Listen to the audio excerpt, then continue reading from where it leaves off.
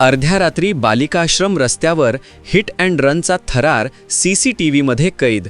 अवैध व्यवसायाबाबत नागरिक संतप्त.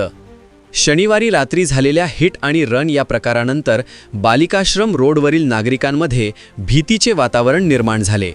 या परिसरात असलेल्या अवैध धंद्यामुळे तसेच वाहतुकीमुळे असे प्रकार घडल्याने नागरिकांच्या जीवितास धोका निर्माण झाला आहे. या परिसरात पोलीस प्रशासन व महानगरपालिकेचे पूर्णतः दुर्लक्ष असल्याचे यावेळी नागरिकांनी बोलून दाखवले. या परिसरात रात्री पोलिसांची गस्त नसल्याने तसेच रस्त्यावर गतिरोधक नसल्याने ही अशा अपघातांना आमंत्रण दिले जाते. यामुळे गरीब जनतेच्या जीवितेचा प्रश्न निर्माण होत आहे.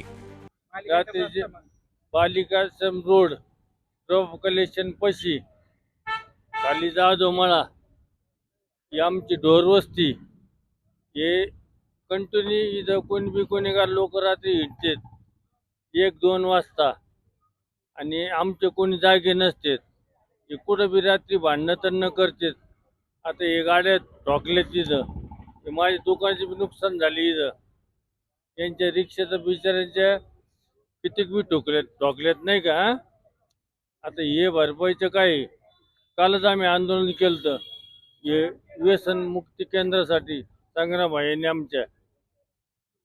पण आता या रिक्षा ज्या होत्या त्या रस्त्यात लावलेल्या होत्या काय का साईडला लावलेल्या होत्या? साईडलाच येत ना ताई, या रिक्षा साईडलाच होत्या. हे रोजच लावतो तिथं. पलीकडून रोड किती मोकळा आहे. हे रिक्षा रोज साईडलाच लावतात. हे रोजच्या रिक्षा इथंच आहे. पण यांनी गाडी अंदाधुंद व्यसन करून हे ठोकलं म्हणजे आज कुठपर्यंत ठोकून आला तो इथून. ही भीत पाडणं म्हणजे जोक नाही का.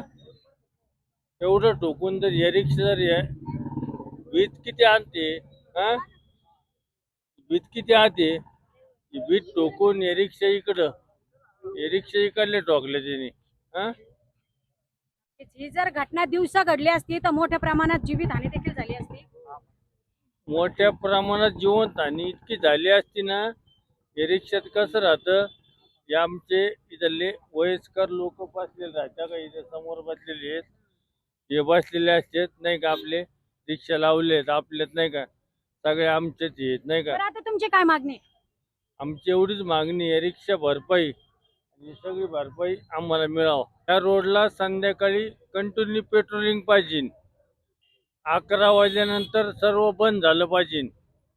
या रोडला कोणी व्यसनमुक्त नाही का, व्यसन करणारा माणूस दिसला का त्याला दंड झाला पाहिजे. बरं, इकडे पोलिसांचा काही पेट्रोलिंग वगैरे होते का? पेट्रोलिंग होतं, पण पोलीस काय करतात, तिथं हॉर्न वाजवलं काही झाले सगळे पळून जातात. तिथं हॉर्न वाजवलं की झाले पळून जातात हा. पोलीसची गाडी आली ते गेले परत बाहेर येऊन बसतात. हे कॉलेजच्या मुलांचे बाहेरचे सगळे आलेत ना. हेच गुंडगिरी जास्त वाढलेली. आपल्या नगरच्या लोकांना न्याय भेटत नाही का याचा. बरं, इकडे काही अवैध व्यवसाय होतात का? इथं अवैध व्यवसाय म्हणजे कसा होतो, हे जे येतात ना हे सगळे गांजा पिजा वगैरे पिऊनच ऍक्सिडेंट करतात. नाही बिगर प्याचा माणूस ऍक्सिडेंट करू शकत आहे का ताई? एवढे गाडी ठोकू शकत आहे का माणूस? पेरला काय करीन, एखाद्याला धडक दिली की जागेवर थांबन. पण आज ह्यो गाडी धडकून इतक्या लांब जाऊन थांबतो हा. मुलांचा त्रास आहे, गाड्यांचा त्रास आहे. इथं आम्हाला रोडला ही पाहिजे, काय म्हणते त्याला स्पीड ब्रेकर पाहिजे. हे असं होतं मग दुसरं काय पोलीस प्रशासनाचं इकडे लक्ष नाही का? नाही, अजिबात नाही. इथं मोटर होता दिवस तर लक्ष नाही, काय नाही. भांडणं किरकिरा चालूच असतात या चौकात.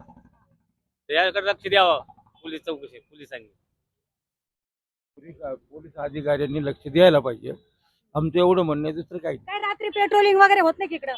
नाही. कधी येते कधी नाही येत, अशी कंटिन्यू नाही येत.